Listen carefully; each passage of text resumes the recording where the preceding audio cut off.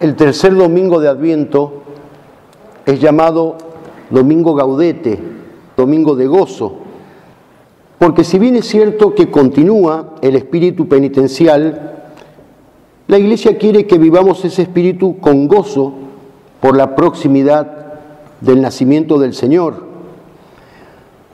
¿Pero se puede vivir el espíritu penitencial con gozo? Por supuesto que sí. Al final de la misa algo diremos sobre esto.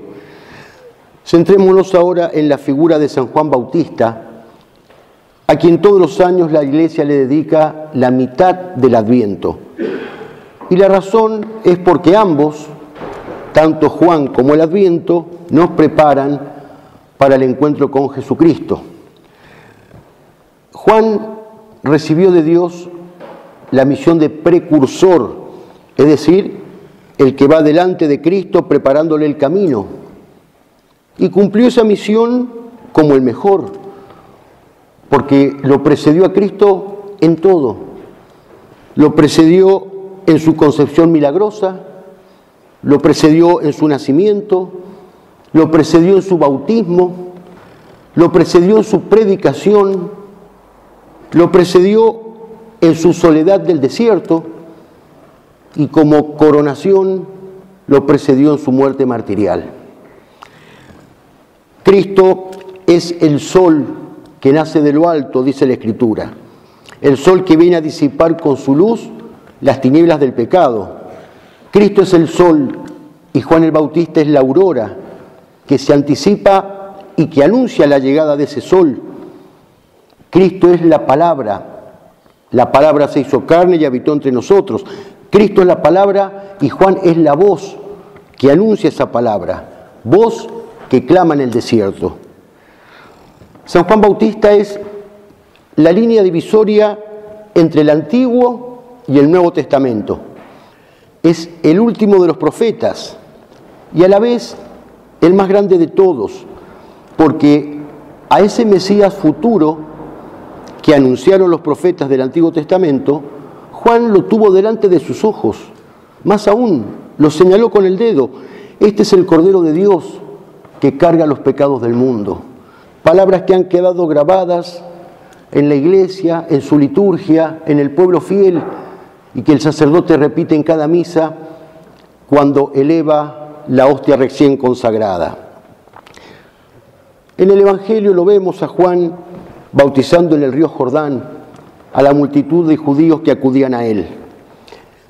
Por su talla, por su grandeza moral y espiritual, la gente comenzó a preguntarse si no sería él el Mesías que Dios había prometido.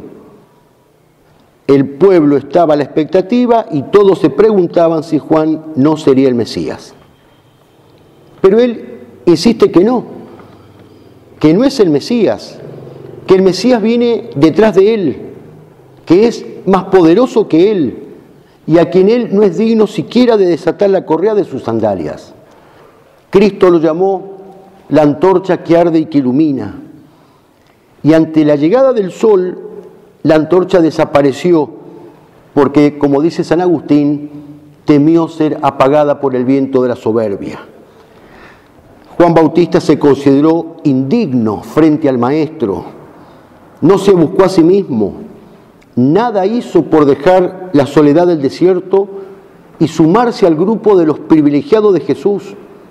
Nada hizo por querer ser contado entre los apóstoles y discípulos que lo seguían a Cristo. No, tenía que ser el modelo que alentara a aquellas almas que renunciarían a todo, incluso a los consuelos de Dios, para buscar solamente al Dios de los consuelos. Tenía que ser el ejemplo de las almas que transitan el oscuro sendero de la soledad y de la desolación espiritual. Dice el Evangelio que desde niño ya se fue al desierto. Allí pasó la mayor parte de su vida. No consta que haya visto alguna vez a la Virgen y a Jesús solamente el día del bautismo y por un instante.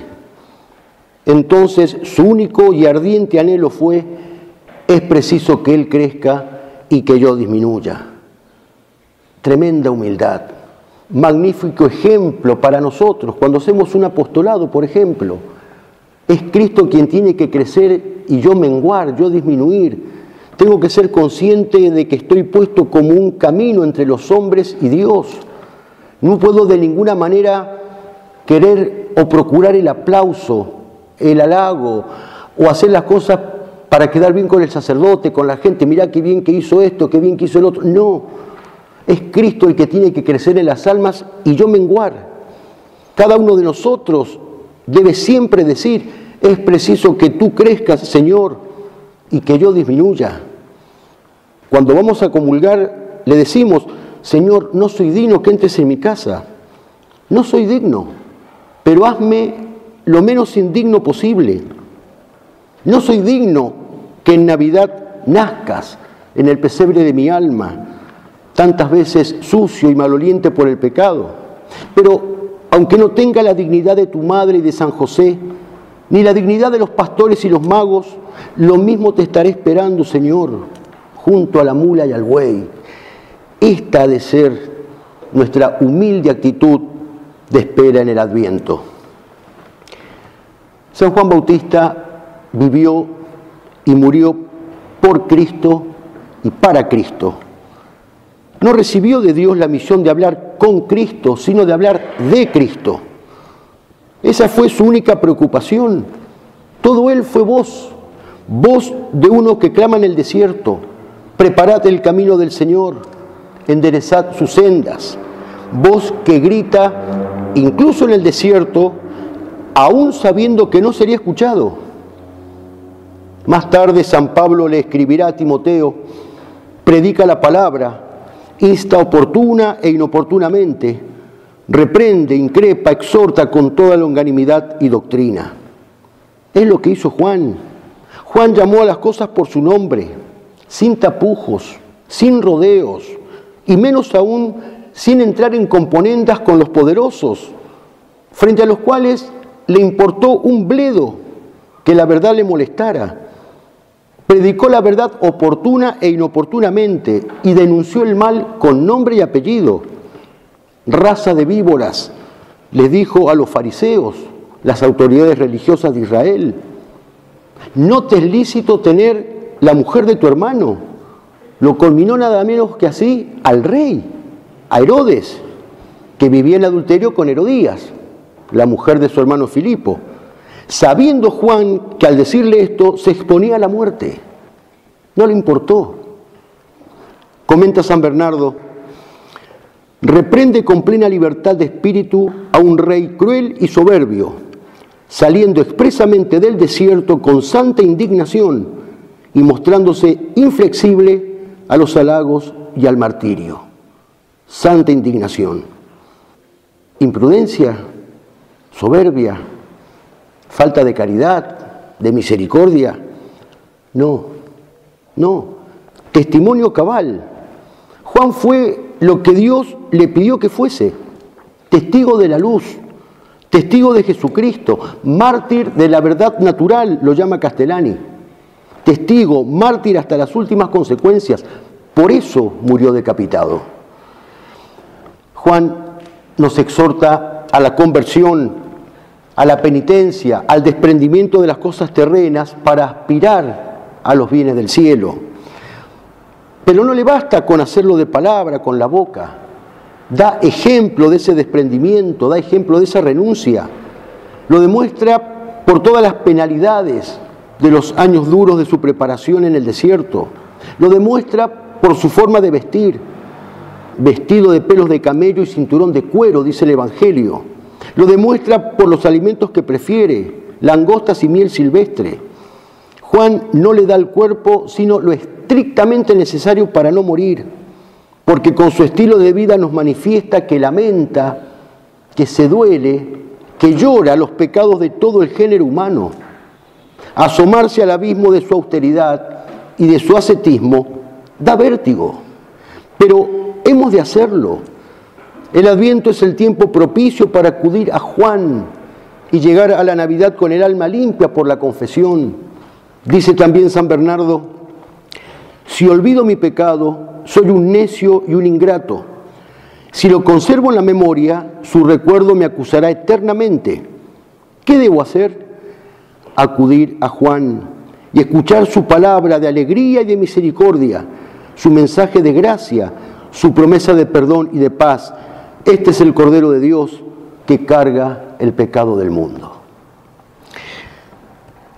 Y un último pensamiento que, aunque no esté en el texto de hoy, sino en el Evangelio de San Juan, lo menciono porque pertenece a la esencia de la misión de Juan el Bautista, y es cuando les decía a los hombres de su tiempo: en medio de vosotros hay uno que no conocéis. Va a decir San Pablo: de haberlo conocido, no habrían crucificado al Señor de la gloria. ¡Cuánta verdad! Han pasado 2000 años, y qué triste vigencia tiene este clamor de Juan. El 11 de julio de 2001, el Papa Juan Pablo II le escribió una carta al superior de los dominicos, en la que le decía: por primera vez desde el nacimiento de Cristo hace 2000 años, es como si Él no tuviera ya cabida en un mundo cada vez más secularizado. Cristo que no tiene cabida en el mundo. Y al año siguiente, el 18 de agosto de 2002, en la homilía predicada en Cracovia, dijo Juan Pablo II: el hombre de hoy vive como si Dios no existiese, y por ello se coloca a sí mismo en el puesto de Dios. Se apodera del derecho del Creador, rechazando las leyes divinas y los principios morales. Intenta de muchas maneras hacer callar la voz de Dios en el corazón de los hombres. Quiere hacer de Dios el gran ausente de la cultura y de la conciencia de los pueblos. Cristo Jesús, el gran ausente, el gran desconocido, un extraño para tanta gente, incluso para tantos que se dicen católicos porque cumplen. Yo voy a misa los domingos, yo no robo, no mato, cumplo lo establecido, cumplo con la ley, cumplo con la norma, cumplo con mi deber de Estado, y piensan que el amor de Dios se agota en el cumplimiento. Cumplimiento, cumplo y miento. ¿De verdad que lo conozco al Señor? 20 siglos han pasado y Juan sigue gritando desde el cielo: en medio de vosotros hay uno que no conocéis. Pidámosle a la Virgen que haga carne de nuestras vidas estas enseñanzas de Juan que llegan hoy hasta nosotros, que nos ayude ella a disponer el alma con una verdadera conversión, con la oración, con la penitencia, con el gozo. Recordemos, Domingo Gaudete, gozo por el encuentro con el Señor que está muy cerca, y que a la vez nos enseñe a conocerlo al Señor, a conocerlo cada vez más, con un conocimiento como el suyo, que no es una mera aprehensión intelectual, sino un conocimiento transido de amor, y de un amor fogoso, de un amor enardecido, un amor que como el fuego consuma todas las impurezas del alma y la fusione para siempre con el corazón de Cristo. Que así sea.